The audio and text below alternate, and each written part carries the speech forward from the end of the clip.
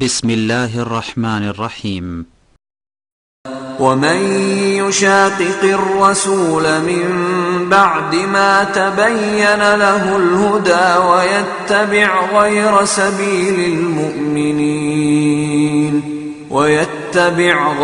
سبيل المؤمنين نوله ما تولى ونصله جهنم وساءت مصيرا.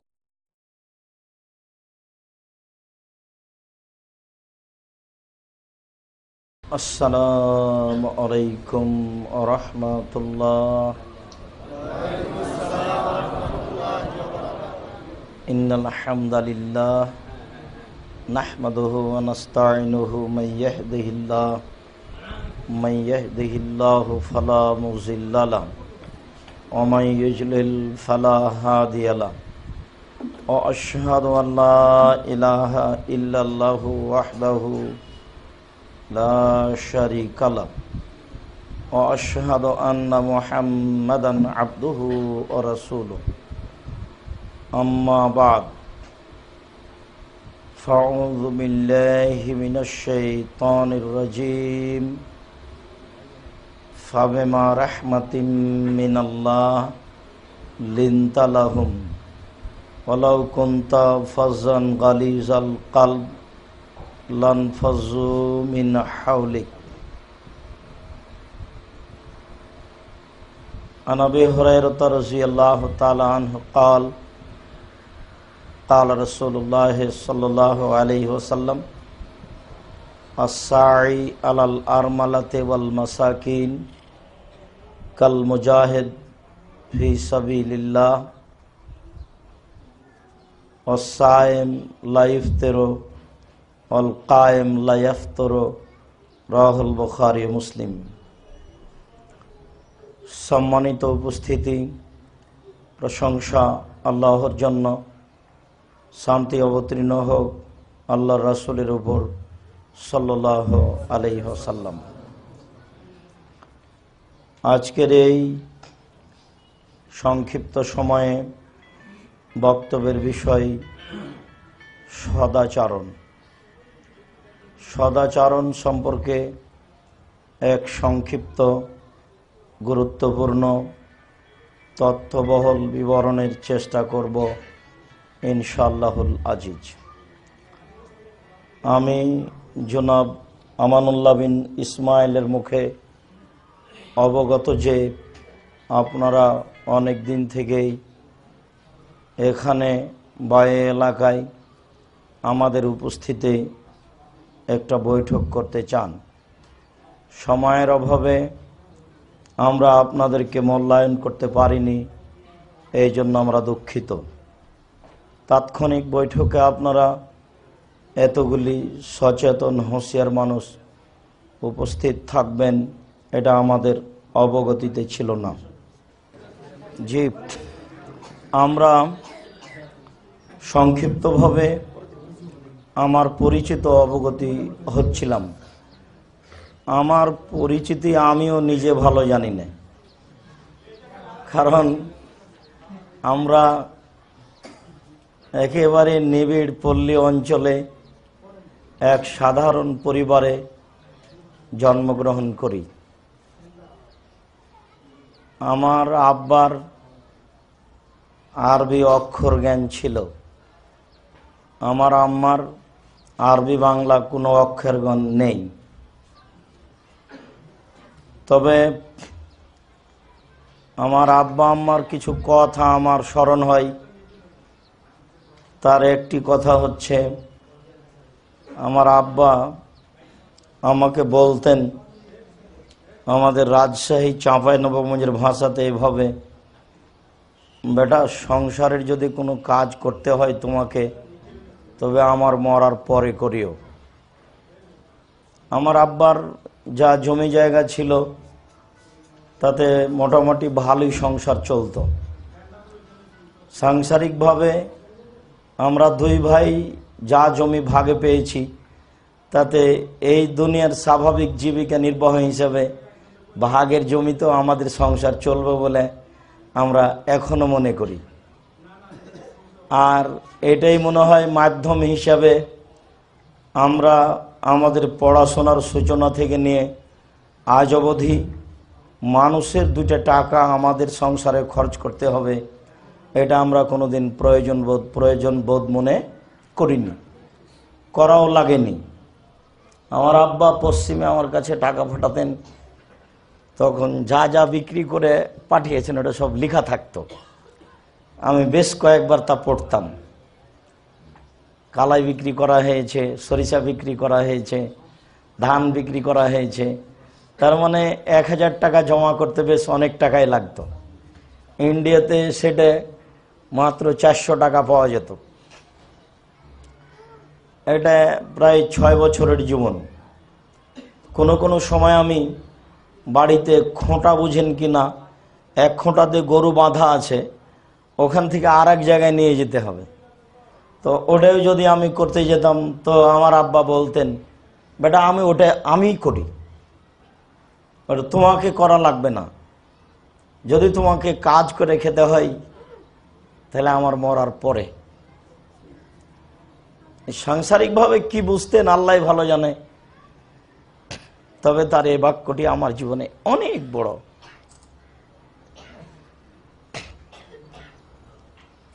যে বাক্য আমার স্মরণে আসলে আমি কোনো সময় নিজেকে ধরে রাখতে পারিনি।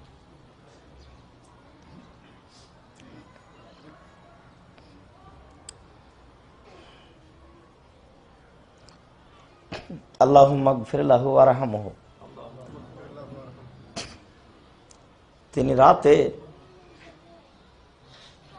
কোরআন মাজিদ পড়তেন বেখিয়াল, বেহিসাব, শরীরে কোনো ক্লান্তি বুঝতে পারতেন না।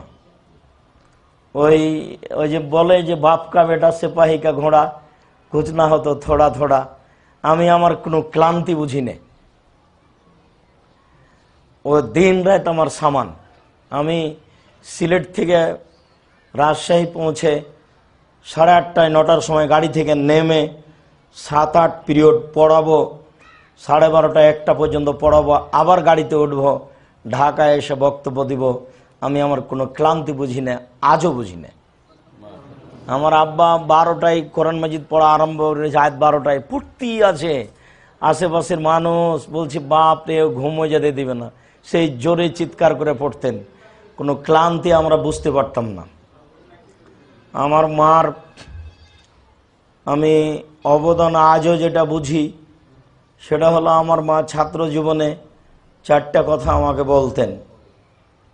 দোকানে বসিও না, প্রাইভেট পড়ায় না, কাউকে বন্ধু হিসেবে স্বীকার করো না, আর দাওয়াত খায়ও না। তো আমার মনে হয় প্রাইভেট পড়ালে এনার্জি কমে যেতে পারে, এটাই আমার মা বুঝতেন না কি। আর এই কথা বলতেন যে কাউকে বন্ধু হিসাবে গ্রহণ করলে ও কিন্তু পরের দিন শত্রু হয়ে যাবে, তখন তোমার ক্ষতি হবে। দোকানে বসিও না। এই যাবৎ 1988 সালের আগস্টের 20 তারিখ রোজ বুধবার বিকাল 3টে থেকে আমি মাদ্রাসার শিক্ষক। তখন থেকে এ যাবৎ আমি কোনোদিন কোনো দোকানে বসিনি। যেখানে থাকি আশেপাশের দোকানদার আমাকে চিনে না, নামেই চিনে। রাস্তা দিয়ে হাঁটলে আঙ্গুল দিয়ে দেখায়, ওই যে আব্দুর রাজ্জাক যাচ্ছে, ইনি আব্দুর রাজ্জাক। আমরা দোকানপাটে বসি না কোনো সময়। 4 স্টলে বসার তো কোনো প্রশ্নই আসে না। 4 স্টলে আমরা কোনো দিন বসিনি।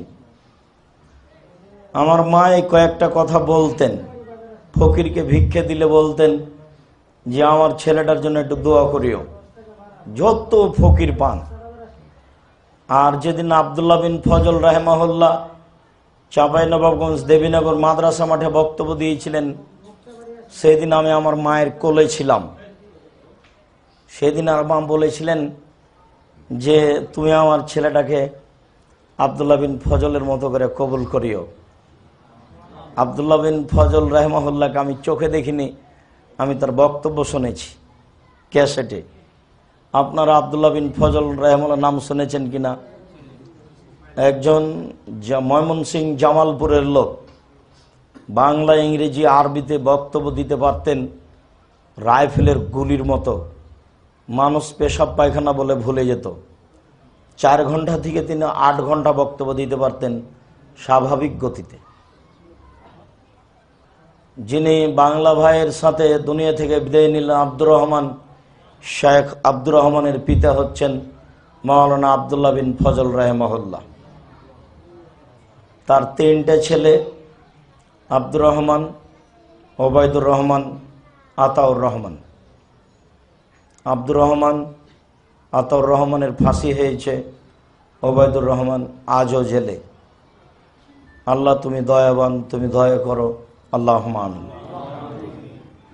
সম্মানিত উপস্থিতি, পড়া থেকে নিয়ে প্রতিটা কাজেই, ছাত্র জীবন থেকেই, কর্মজীবন থেকে একটা সাধনা ছিল খুব বেশি ভিতরে। সাঁতার দিয়ে নদী পার হলে আমার আগে কেউ যেতে পারবে না, এটা আমার গতি। মানে যে সাঁতার দিচ্ছি, 1 কিলো সাঁতার দিয়ে যেতে হবে, আমি আগে যাবই, এটা আমার মাথায় কাজ করতো সবসময়। জমিতে গরু বাছুরের জন্য ঘাস কাটতে গেছি, সবার চেয়ে ঘাস আমাকে বেশি কাটতে হবে। ঘাস কাটা বুঝেন কি? গরুর জন্য ঘাস কাটতে হবে, আমাকে সবার চেয়ে বেশি ঘাস কাটতে হবে, এটা আমার মাথায় কাজ করে সবসময়। ছাত্র জীবনে ওই ছোট সময়ে হাডুডু খেলতাম। হাডুডু বুঝেন কি? আমাকে কেউ আটকে রাখতে পারবে এটা আমার মাথায় ধারণা করতো না। মানে আমাকে আটকে রাখাই কঠিন, এটাই ছিল একটা সবার মধ্যে এটা বিরাজ করত। মাঠে গরু চড়ালে মাঠে যত রাখাল আছে, সে ছোট হোক আর বড় হোক, তাকে ধরলে উল্টিয়ে দেবে, এটা আমার গতি, সে যেই হোক। এটা আমার ছাত্র জীবন থেকেই, ছোট জীবন থেকে ভিতরে প্রতিক্রিয়া করে। ছাত্র জীবনেও তাই, আমি সবসময় সামনের বেঞ্চে বসতাম। পশ্চিমে আমার ছাত্র শিক্ষকরা বলতেন, আব্দুর রাজ্জাক, अगर ऐसी मेहनत जारी रहे तो आप शेखुल हादिस बन के रहेंगे। যদি তোমার এরকম পরিশ্রম চালু থাকে তাহলে তুমি অবশ্যই শাইখুল হাদিস হয়ে থাকবে, এই কথা শিক্ষক বলতেন। 24 বছর পরে শিক্ষকের সাথে সাক্ষাৎ করলাম। উনি বললেন, আব্দুর রাজ্জাক আপ জারবুল মেসাল বান গায়ে হ্যাঁ। জারবুল মেসাল মানে ওটা হলো কি কথা যেন, দৃষ্টান্ত, যেটা উদাহরণ হিসেবে পেশ করা হয়। শিক্ষক বলতেন, আজ এ পর্যন্ত বলছেন, তারা যতদিন বেঁচে থাকবেন ততদিন বলবেন, পড়া যদি পড়তে হয় তাহলে আব্দুর রাজ্জাকের মতো পড়ো। তোমরা চিনো আব্দুর রাজ্জাক বাঙালিকে, এখনো বলতে থাকেন। আর আমি যদি সন্ধ্যার দিকে 2 তলা থেকে নিচে নেমে রাস্তায় হেঁটেছি, 7 দিন পরে একদিন রাস্তায় হাঁটতাম, কোনো ছাত্র আমার সামনে পড়লে আমাকে বলতো, আরে आप भी निकल गए हैं तब तो दुनिया बदल जाएगी। আরে আপনিও বের হয়ে গেছেন তাহলে তো দুনিয়া উল্টে যাবে।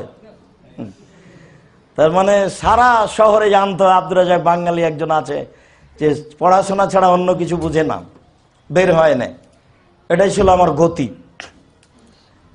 আমি মাঝে মধ্যেই শিক্ষকের কাছে অভিযোগ করতাম যে আমার বিদ্যা বেশি হচ্ছে কিনা তা আমি বুঝতে পারি না। মেরে ইলম কি তারাক্কি मैं समझता नहीं। তখন আমাকে বলতো, তোমার নাখুন কিস तरह बढ़ता है तुम्हें मालूम है?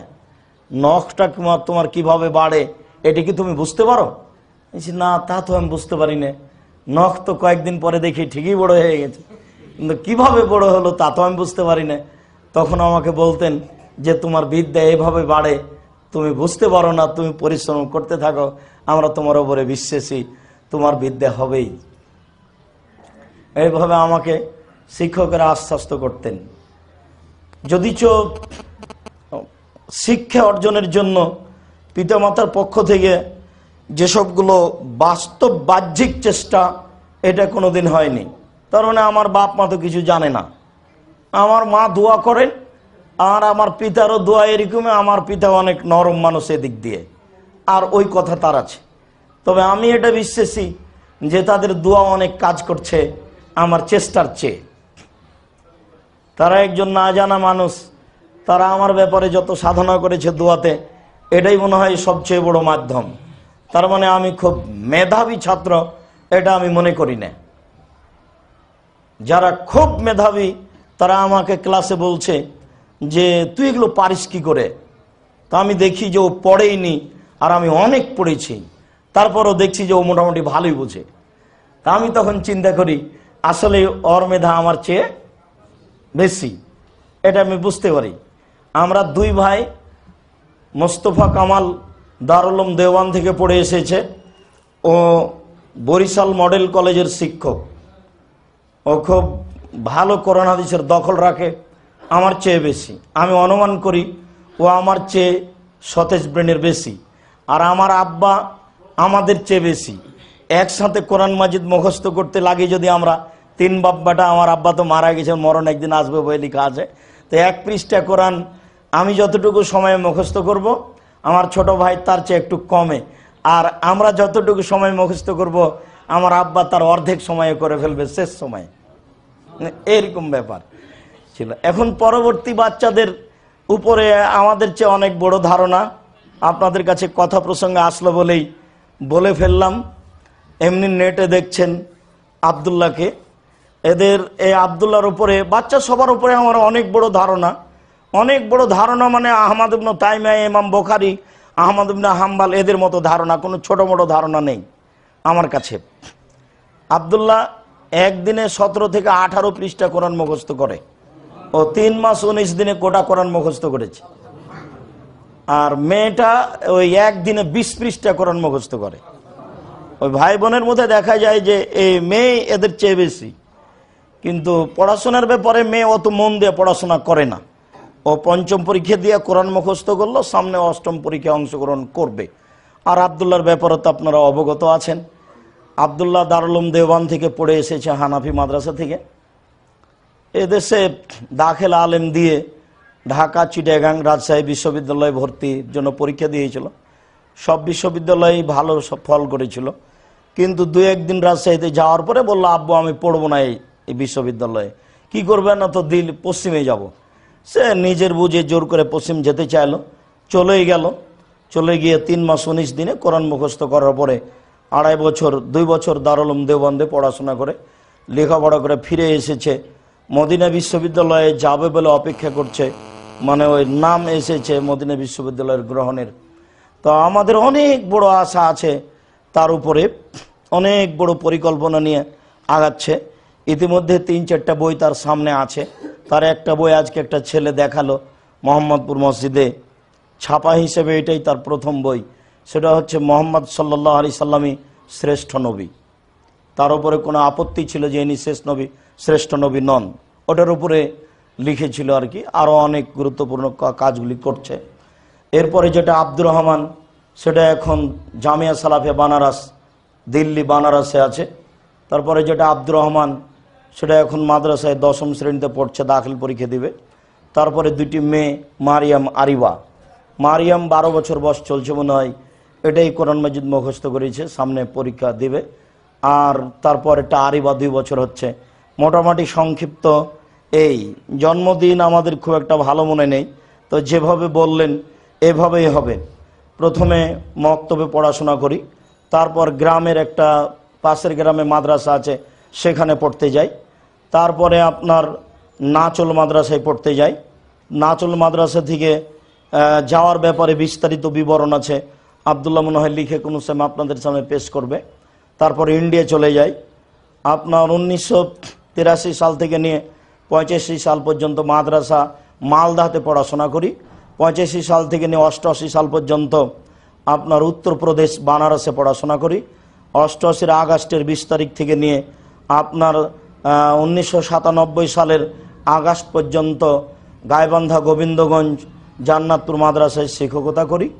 আর 97 আগস্ট থেকে নিয়ে যেদিন আত্মাহারিক পত্রিকা বের হয়েছে সেদিন থেকে নিয়ে আজ অবধি আত্মাহারিক পত্রিকার ফতোয়া লিখা আসছি। যখন যেটা কাজ করছি সেটা কাজ আমার সাজানো নয়, সব ওটা আগেই সাজানো আছে। আমি ওটা বুঝতে পারি না কীভাবে আছে। আমি আসলাম, আমার মা দেখবেন ক্যাসেটে আছে, এই আঁচল হাতে নিয়ে মুখটা আমার মুছাচ্ছার, বলছে কি ব্যাপার, তোকে 5 বছরের জন্য পাঠিয়েছি, এখনও 2 বছর বাকি আছে, আলী কেন? এটা আমার মায়ের প্রথম কথা। জিজ্ঞাসাই করলেন না কেমন থাকলি, কি খালি, কি ব্যাপার, এগুলো কোনো কথা নাই। আজ গবি বলছে আমাকে যে তোর 2 বছর বাকি আছে, এখন আলী কেন, তোকে তো 5 বছরের জন্য পাঠিয়েছি। এই কথা বলার পরে বলছে যে তোকে সাইদুর মওলানা রেজাউল্লাহর জামাই কেন ডাকতে এসেছিল, শুনে এই তো কথা আমার মায়ের, অবাক হতে হয়। সাইদুর রহমানকে বললাম কি ব্যাপার ডেকেছিলেন বলে, আম্মা বলল হ্যাঁ তোমাকে না বলে তোমার একটা চাকরি ঠিক করেছি রংপুর গাইবান্ধা গোবিন্দগঞ্জ, তুমি না গেলে আমি অপমান হব। এই দেখেন আমার কাজের গতি, ছাত্র জীবনের গতি ওইরকমই আছে। হঠাৎ আব্দুস সামাদ সালাফি আমাকে বলছেন, মহতারাম আমিরে জামাত ডক্টর আসাদুল্লাহ গালেবের সাথে অতঃপরত জড়িত ছিলেন নায়েবে আমির আব্দুস সামাদ সালাফি সাহেব, একজন পণ্ডিত মানুষ। উনি একদিন আমাকে বলছেন তোমাকে নওদাপাড়া যেতেই হবে, যেতেই হবে যে কোনো মূল্যে, আজ হোক আর কাল হোক। তিনি জোর করে নওদাপাড়া নিয়ে গেলেন। ওটা আমার হিসাবের বাইরে। নওদাপাড়া নিয়ে একদিন আমাকে বলা হচ্ছে পিস টিভিতে যেতে হবে, এটাও আমার হিসাবের বাইরে। হঠাৎ একদিন আপনার এই রূপগঞ্জ জামিয়া সালাফিয়ার এক জমি ক্রেতা আমাকে বলছে যে এইভাবে জমি আমি কিনে রেখেছি, কিছু করতে পারি না, তুমি একটু দেখো। তা আমি বললাম ঠিক আছে ইনশাল্লাহ দেখব। কোনো কাজ আমার নিজস্ব সাজানো এই যাবৎ দেখি না, সব এমনিতেই সাজানো আছে পারিবারিকভাবে একটার পর একটা। আমরা যখন লেখাপড়া করে শেষ করে আসি তখন একটা হাদিসের এবারত আমার মুখস্থ ছিল না। আমরা কোনো সংগঠনও করতাম না, কোনো হাদিসও জানতাম না। আমি যখন মাদ্রাসায় শিক্ষক হলাম তখন পরিচালক আহমদ আহমদ মণ্ডল বললেন যে এই মসজিদে জুমার খুতবা দিলে কোরআন মাজিদের আয়াতের অনুবাদ করতে হবে আর হাদিসের অনুবাদ করতে হবে, ব্যাখ্যা বললে মিম্বার থেকে নামিয়ে দেবো। না আচ্ছা ঠিক আছে, হাদিস মুখস্থ করে অনুবাদ করব। 3-4 বছর আলহামদুলিল্লাহ এমন হাদিস মুখস্থ করলাম যে দেশে আর খুঁজে পাওয়া যায় না আর কেউ করে কিনা, বুঝলেন না? ওটা আর বোঝাই যায় না। আর আল্লাহর একটা বিশেষ রহমত, ওটা আমি বুঝতে পারি না। বড় বড় হাদিসের ইবারত মুখস্থ আছে, এক বাক্য বললে তার পরের পিছনের বাক্য রেডি আছে মাথায়, আগে পিছু হয় না। এটা একটা মানে আলহামদুলিল্লাহ। আপনার এই কথার উত্তরে আলহামদুলিল্লাহ ছাড়া আপনি কোনো পথই পাবেন না, কোনো উত্তর নাই এর, আমি নিজেও বুঝি না। সম্মানিত দিনী ভাই, সদাচরণ শিষ্টাচার একটি অতীব গুরুত্বপূর্ণ বিষয়, যার ব্যাপারে আল্লাহ তাআলা আমাদের নবীকে বলেন ফাবিমা রাহমাতিম মিনাল্লাহ লিনতা লাহুম, আল্লাহর পক্ষ থেকে বড় দয়া বড় অনুগ্রহ যে আপনি মানুষের জন্য নরম আচরণের হয়েছেন। ওয়ালাউ কুনতা ফাজ্জান গালিজাল কলব, যদি আপনি কঠোর স্বভাবের কঠোর অন্তরের হতেন, কর্কশ স্বভাবের কঠোর অন্তরের হতেন, লানফাজ্জু মিন হাওলিক, তাহলে মানুষ আপনার পাশ থেকে সরে যেত। এটা আমার একটা বড় দয়া যে আপনাকে আমি নরম স্বভাবের করেছি। তাহলে যার স্বভাব নরম তার উপরে আল্লাহর একটা বড় দয়া, যে হোমসিক্যালি বউকে ধরে মারে, কাজের লোপরে করে খেপে যায়, তার উপরে আল্লাহর দয়া নেই। আর এ দলীয় নোংরা দাপট মানুষকে এমনিতে বোকা বানিয়ে দিয়েছে।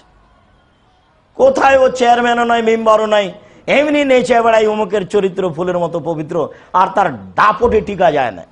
সে একবারে বুদ্ধি হারিয়ে দিয়েছে, কাকে কি বলে তার কোনো ঠিক ঠিকানা নাই।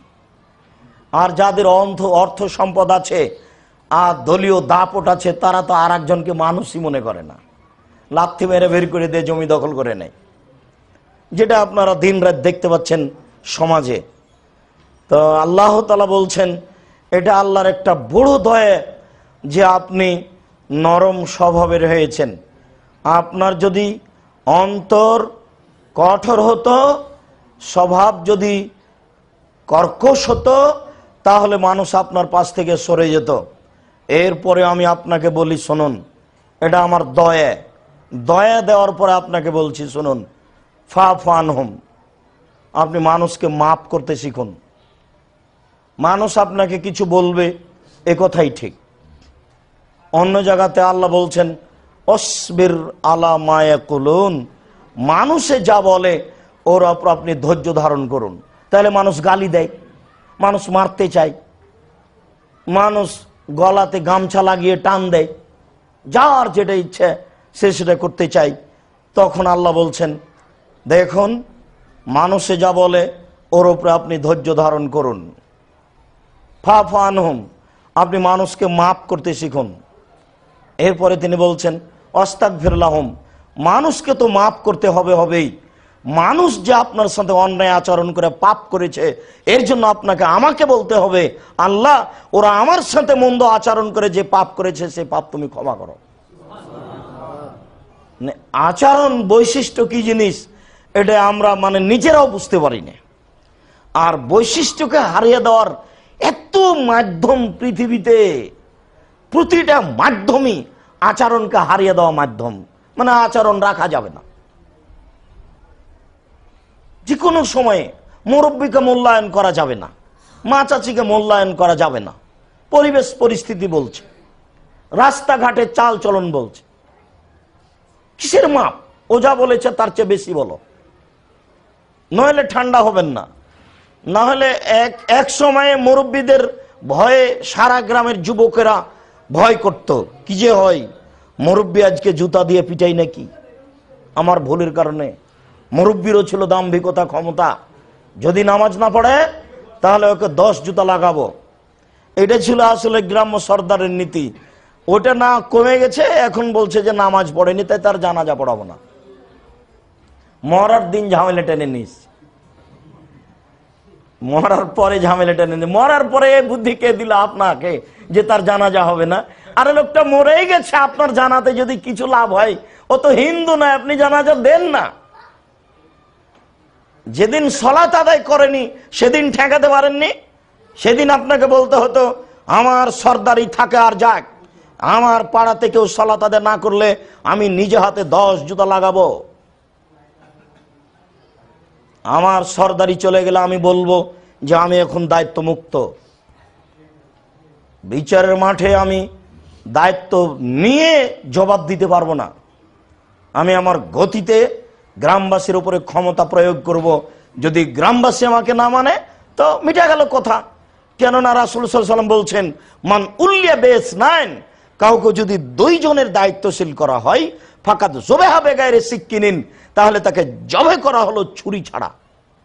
মানুষকে ছুরি ছাড়া জবে করা যায়? আল্লাহ রাসূল বলছেন যে কেউ যদি 2 জনের দায়িত্বশীল হয়, একজন চেয়ারম্যান দায়িত্বশীল হয় প্রায় 25 থেকে 30 থেকে 40 থেকে 50,000 মানুষের।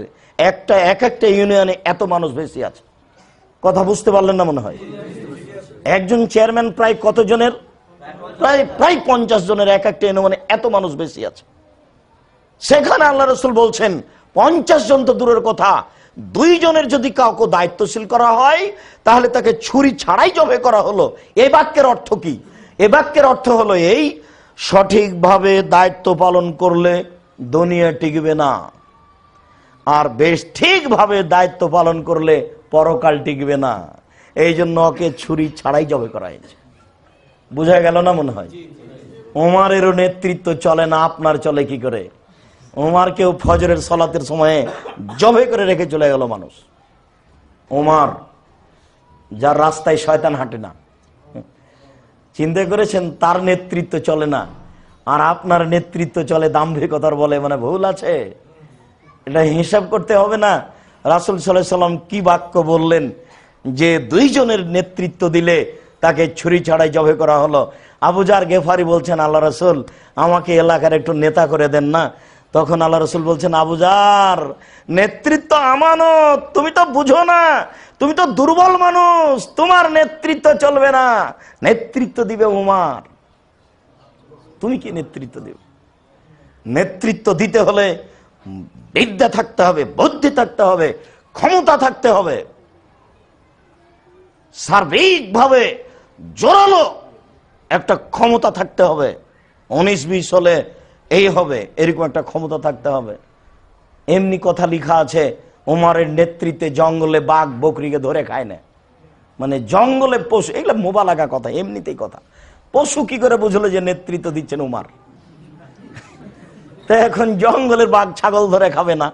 এটা বই লিখেছে যে উমরের নেতৃত্বের এত ক্ষমতা যে জঙ্গলে বাঘ ছাগল ধরে খায় না। তো বাঘ তো ছাগল ধরেই খাবে, তো কি খাবে তাহলে? তো না খেলে তো মারা যাবে। কথা বেশি লিখতে লিখতে যা লিখে। সম্মানিত উপস্থিতি, বলছিলাম আল্লাহ তাআলা বলেন ইদফা বিল্লাতি হে আহসান ফাইজাল্লাযী বাইনাকা ওয়া বাইনাহু আদাওয়া কান্নাহু ওয়ালিয়ুন হামিম।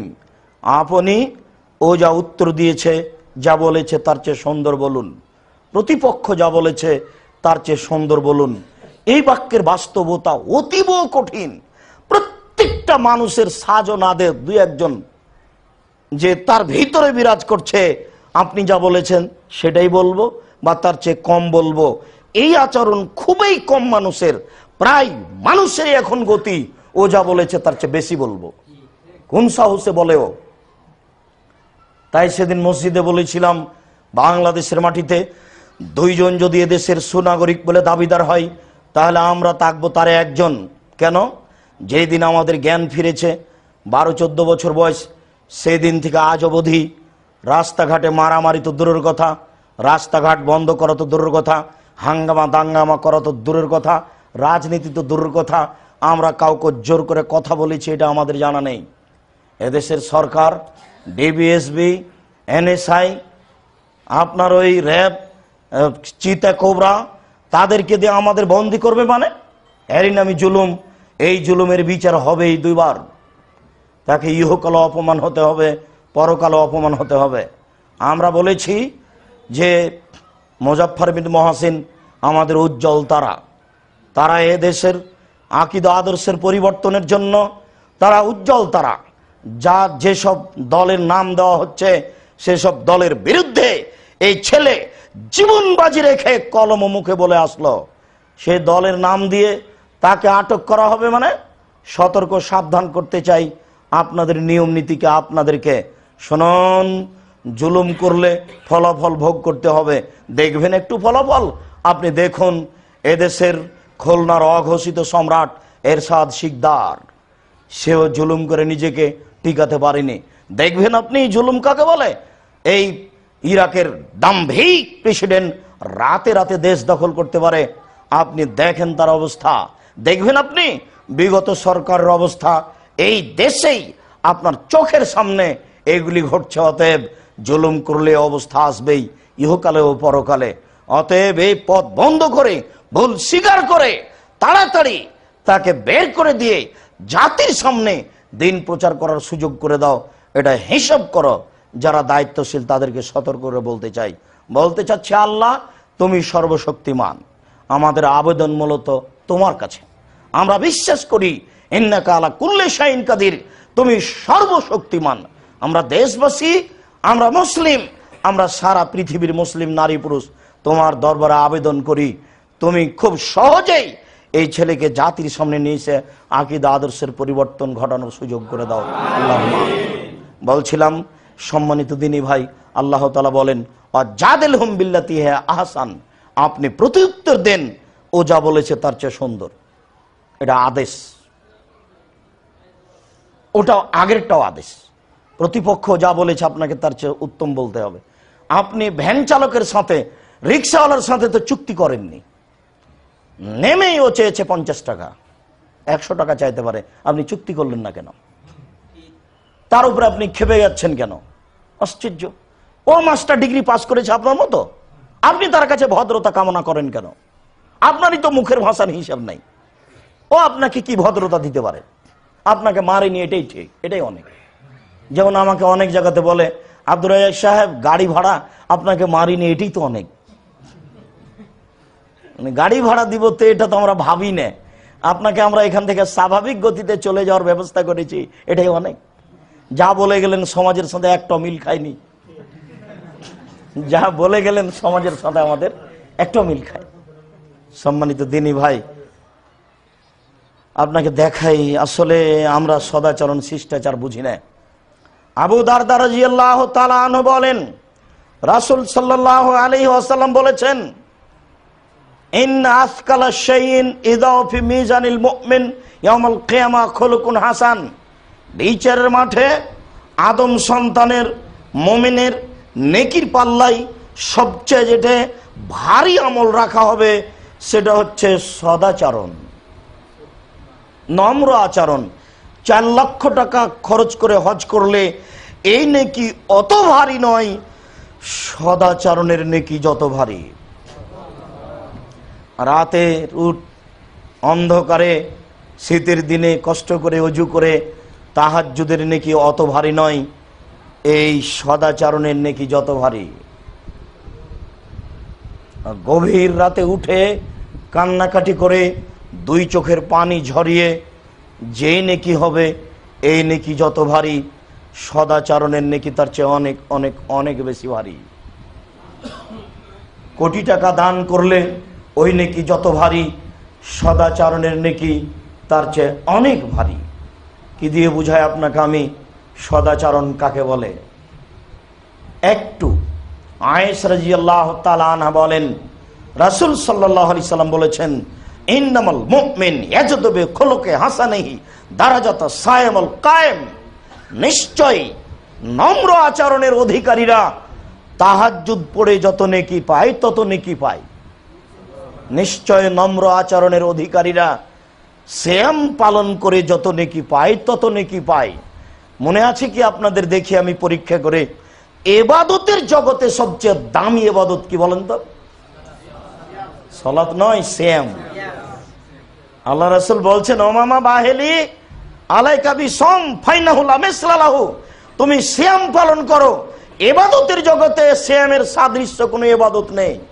অফিরায়াতিন লা ইদলা লাহু, তুমি সিয়াম পালন করো, ইবাদতের জগতে সিয়ামের সাদৃশ্য কোনো ইবাদত নেই। ব্যতিক্রম ইবাদত হচ্ছে সিয়াম। এবার দেখি আপনাকে বলি, আল্লাহকে ডাকার সবচেয়ে বড় মাধ্যম কি? সালাত। রমজান মাসের সিয়াম পালন করলে ওই নেকি যত ভারী, বিচারের মাঠে নম্র আচরণের নেকি তার চেয়ে অনেক অনেক অনেক বেশি ভারী।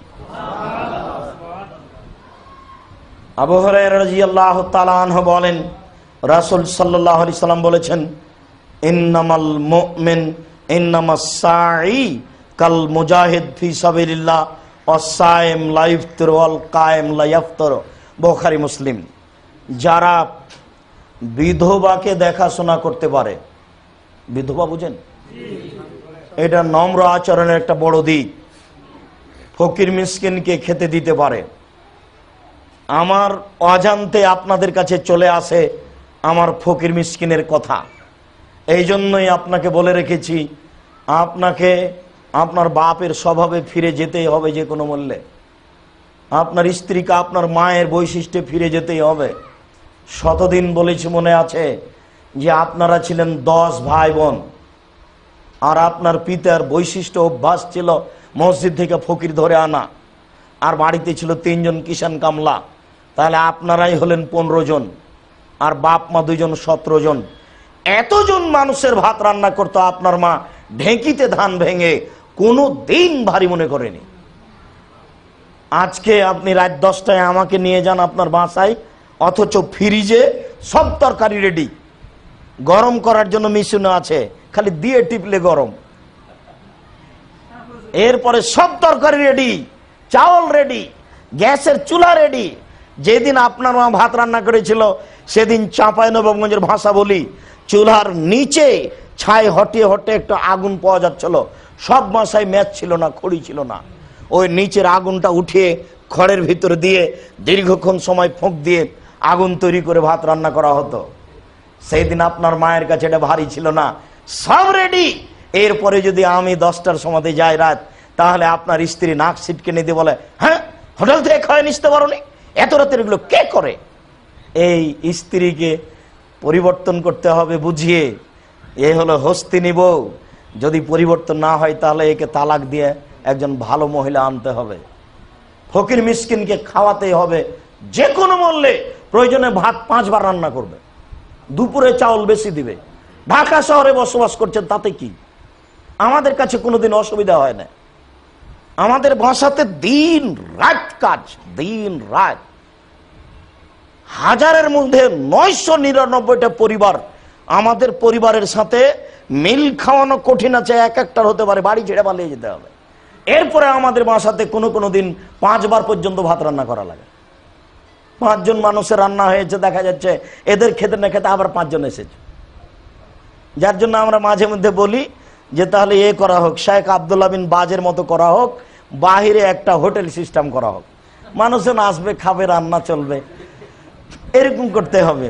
তার মানে আমাদের পরিবেশের সাথে অনেক সময় কুলাতে পারি না, হতে আছে কিন্তু অনেক সময় মুশকিল হয়ে যায়।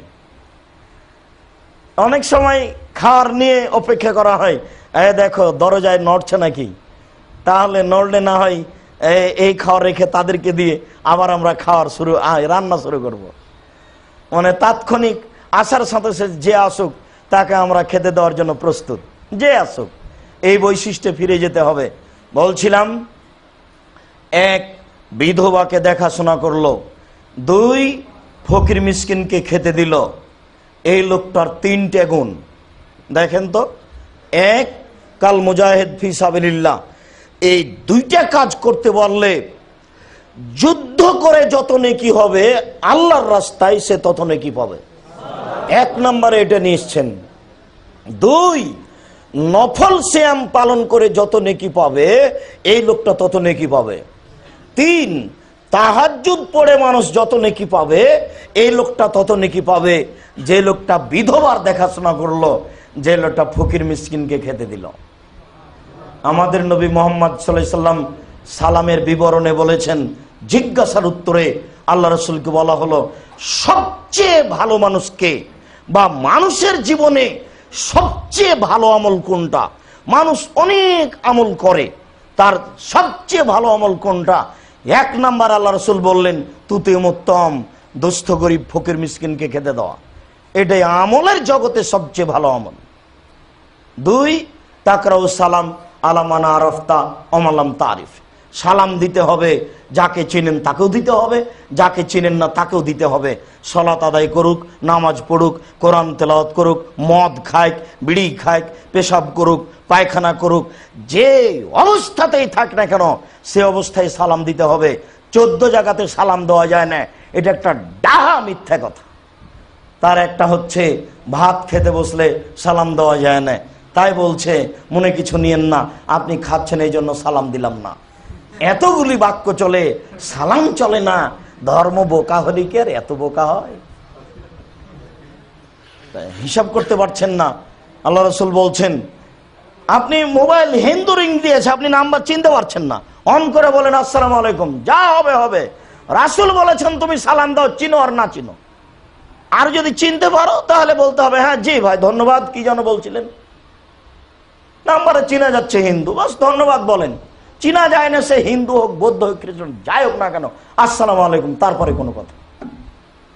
রাসূল সাল্লাল্লাহু আলাইহি সাল্লাম বললেন, জান্নাতে দামি ঘর রয়েছে যার বাহির থেকে ভিতর, ভিতর থেকে বাহির দেখা যায়। আল্লাহ রাসূল, কে পাবে? রাসূল বললেন, লেমান আলানাল কালামা, যার মুখের ভাষা নরম।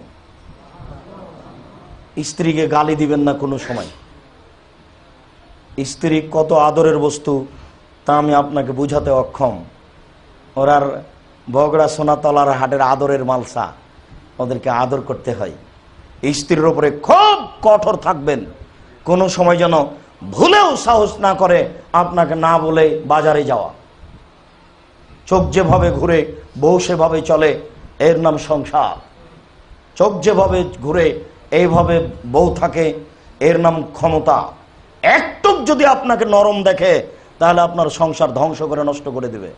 তিনি বলেছেন, আসম ফি সালাসা, ধ্বংস 3টে জিনিসে রয়েছে, সমূলে আপনার ধ্বংস হয়ে যাবে সবকিছু। তার 1 নম্বর ফিল্মারা, স্ত্রীর মধ্যে ধ্বংস রয়েছে। ও যদি আপনার সংসার না বুঝে, কোটি টাকা ইনকাম করলে লাভ হবে না, একদিক দিয়ে আসবে আর এক দিক দিয়ে যাবে। খুব হিসাব করে চলতে হবে, এর নাম স্ত্রী। সহজে কোনো মানুষকে বাড়িতে আশ্রয় দেবে না, সহজে বাড়ি থেকে বের হবে না, যতই সমস্যা হোক না কেন, এর নাম স্ত্রী। তাহলে বোঝা যাবে এ আপনার সহযোগিতা করছে দিনের ব্যাপারে। আপনাকে বলছে আজান হয়ে গেছে তবু আপনি ঘুমিয়ে আছেন, দুঃখিত, আপনার কাছে আমি এটা আশা করিনি। এ হচ্ছে স্ত্রী। শুনুন, কোনো সময় স্ত্রীর উপরে কঠোর ভাষা বলিয়েন না। এ কথা তো ঠিক, যেই নবী বললেন স্ত্রীর উপরে নরম হও, সেই নবী বললেন দরজায় লাঠি ঝুলিয়ে রাখিও। ছেলে মেয়ে স্ত্রী বউ দেখে যেন বলে, বাবা একটু 19-20 চললে লাঠি হবে। যেই আল্লাহ রাসূল বললেন স্ত্রীকে কটু কথা বলো না, ওই রাসূলই বলছেন লা তারফা আসাকা আদাবাদ মিন আহলিক, তুমি তোমার পরিবারের উপর থেকে শিষ্টাচারের লাঠি উঠিয়ে নিও না। বিশ্বাস করুন ও আপনার আদর দিয়ে চলবে, মানবে না। সময় আপনাকে কঠোরভাবে তাকে সতর্ক করতে হবে।